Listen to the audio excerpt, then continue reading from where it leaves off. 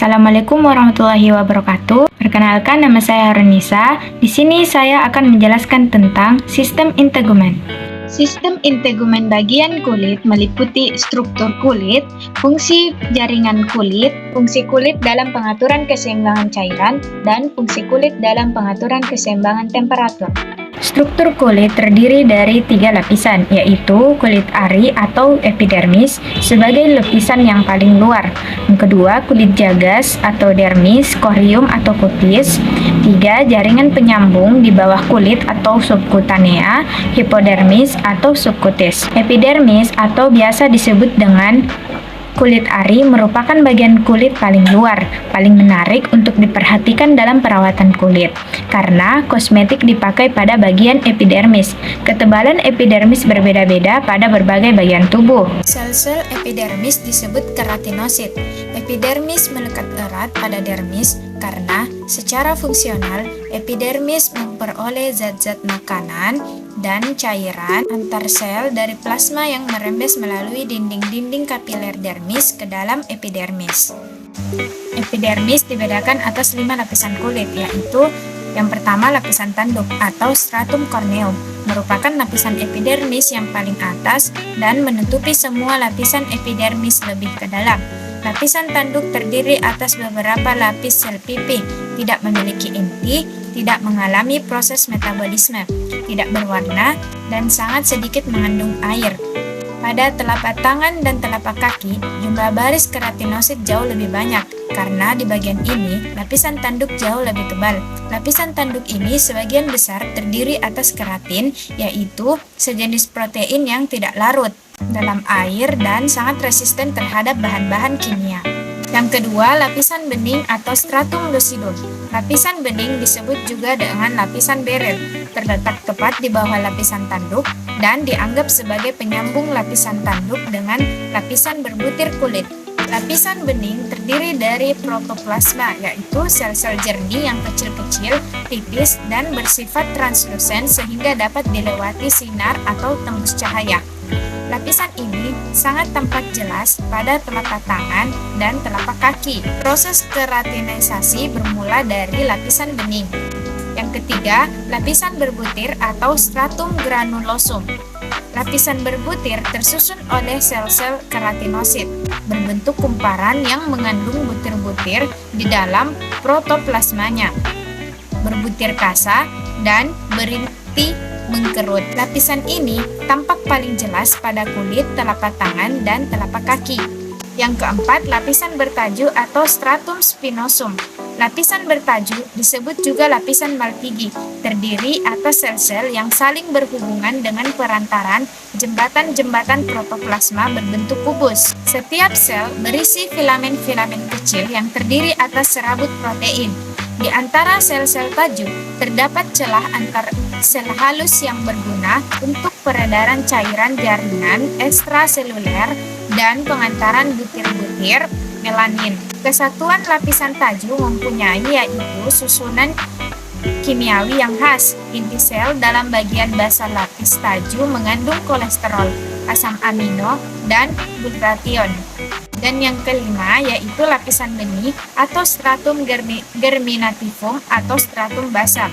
Lapisan benih merupakan lapisan terbawah epidermis, dibentuk oleh satu baris sel torak atau silinder dengan kedudukan tegak lurus terhadap permukaan dermis. Alas sel-sel torak ini bergerigi dan bersatu dengan lamina basalis yang di bawahnya. Lamina basalis yaitu struktur halus yang membatasi epidermis dengan dermis. Pengaruh lamina basalis cukup besar terhadap pengaturan metabolisme, demoepidermal, dan fungsi-fungsi vital kulit. Di dalam lapisan ini, sel-sel epidermis bertambah banyak melalui mitosis dan sel-sel tadi bergeser ke lapisan-lapisan di atas. Akhirnya, menjadi sel tanduk di dalam lapisan benih. Dalam lapisan benih terdapat pula sel-sel bening atau clear cell, melanoblast atau melanosit, pembuat pigmen melanin kulit. Yang kedua adalah dermis. Dermis adalah lapisan tengah yang terletak di antara epidermis dan jaringan subkutan. Lapisan kulit ini berisi jaringan ikat, kapiler darah, kelenjar minyak dan keringat, ujung saraf, serta folikel rambut. Ketebalan dermis bervariasi tergantung pada lokasinya di tubuh. Di kelopak mata, tebalnya 0,6 mm, di bagian belakang, telapak tangan, dan telapak kaki setebal 3 mm. Dermis adalah rumah bagi 3 jenis jaringan berbeda yang ada di seluruh kolagen, jaringan elastis, dan serat retikuler. Dermis juga mengandung beberapa sel dan struktur khusus, termasuk folikel rambut, kelenjar apokrin dan endokrin, pembuluh darah, dan ujung saraf. Sel-sel Meissner dan sel-sel pipi yang mentransmisikan sensasi, sentuhan, dan tekanan. Lapisan ini dibagi menjadi 2 bagian, yaitu dermis papiler yang merupakan lapisan atas yang tipis, kemudian dermis retikuler yang merupakan lapisan bawah yang paling tebal. Yang ketiga, hipodermis. Hipodermis terutama mengandung jaringan lemak, pembuluh darah, dan limfe, saraf-saraf yang berjalan sejajar dengan permukaan kulit. Cabang-cabang dari pembuluh-pembuluh dan saraf-saraf menuju lapisan kulit jagat. Jaringan ikat bawah kulit berfungsi sebagai bantalan atau penyangga benturan bagi organ-organ tubuh bagian dalam, membentuk kontur tubuh dan sebagai cadangan makanan. Ketebalan dan kedalaman jaringan lemak bervariasi sepanjang kontur tubuh. Paling tebal di daerah pantat dan paling tipis terdapat di kelopak mata. Jika usia menjadi tua, kinerja liposit dalam jaringan ikat bawah kulit juga menurun. Bagian tubuh yang sebelumnya berisi banyak lemak, lemaknya berkurang sehingga kulit akan mengendur serta makin kehilangan kontur. Yang kedua, dari struktur kulit yaitu fungsi jaringan kulit. Yang pertama, pelindung atau protek. Epidermis, terutama lapisan tanduk, berguna untuk menutupi jaringan tubuh di sebelah dalam dan melindungi tubuh dari luar seperti luka dan pengaruh kuman.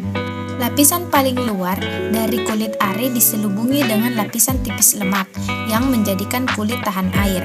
Kulit dapat menahan suhu tubuh, menahan luka-luka kecil, mencegah zat kimia dan bakteri masuk ke dalam tubuh, serta menghalau rangsangan fisik seperti sinar ultraviolet dari matahari. Yang kedua, penerima rangsang.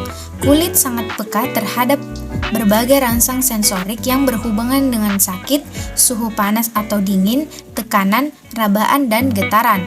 Kulit sebagai alat perasa dirasakan melalui ujung-ujung saraf sensasi. Yang ketiga, pengatur panas atau termoregulasi. Kulit mengatur suhu tubuh melalui dilatasi dan konstruksi pembuluh kapiler serta melalui respirasi, yang keduanya dipengaruhi saraf otonom. Yang keempat, pengeluaran ekskresi. Kulit mengeluarkan zat-zat tertentu, yaitu keringat dari kelenjar-kelenjar melalui pori-pori keringat dengan membawa garam, iodium, dan zat kimia lainnya. Air yang dikeluarkan melalui kulit saja disalurkan melalui keringat, tetapi juga melalui penguapan air transepidermis sebagai pembentukan keringat yang tidak disadari. Kemudian yang kelima, penyimpanan kulit. Penyimpanan kulit dapat menyimpan lemak di dalam kelenjar lemak. Kemudian yang keenam, penyerapan terbatas. Kulit dapat menyerap zat-zat tertentu, terutama zat-zat yang larut dalam lemak dapat diserap ke dalam kulit. Hormon yang terdapat pada krim muka dapat masuk melalui kulit dan mempengaruhi lapisan kulit pada tingkatan yang sangat tipis. Penyerapan terjadi melalui muara, kandung rambut, dan masuk ke dalam saluran kelenjar palit. Rembes melalui dinding pembuluh darah ke dalam peredaran darah, kemudian ke berbagai organ tubuh lainnya. Kemudian yang ketujuh, penunjang penampilan. Fungsi yang terkait dengan kecantikan yaitu keadaan kulit yang tampak halus, putih, dan bersih akan dapat menunjang, yaitu kulit dapat mengekspresikan emosi seseorang seperti kulit memerah, pucat maupun kontraksi otot penegak rambut. Kemudian, fungsi kulit dalam pengaturan keseimbangan cairan. Secara umum, ada 5 jenis kulit, yakni kulit normal, kering, berminyak, kombinasi, dan sensitif.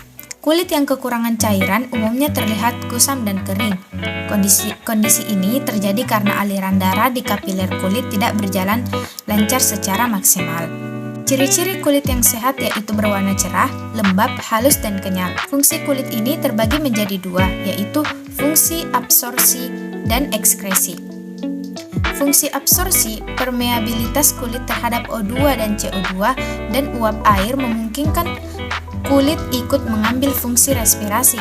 Kemampuan absorpsinya tergantung pada ketebalan kulit, hidrasi, kelembaban, metabolisme, dan jenis vehikulum. Penyerapan dapat melalui celah antar sel, menembus sel epidermis melalui muara saluran kelenjar. Kemudian yang kedua, fungsi ekskresi. Fungsi ekskresi mengeluarkan zat yang tidak berguna bagi tubuh seperti natrium klorida, urea, asam urat, dan amonia pada fetus. Kelenjar lemak dengan bantuan hormon androgen dari emban ibunya memproduksi sebum untuk melindungi kulitnya dari cairan-cairan amnion, di mana pada waktu lahir ditemui sebagai vernik caseosa. Kemudian yang terakhir dari struktur kulit yaitu fungsi kulit dalam keseimbangan temperatur.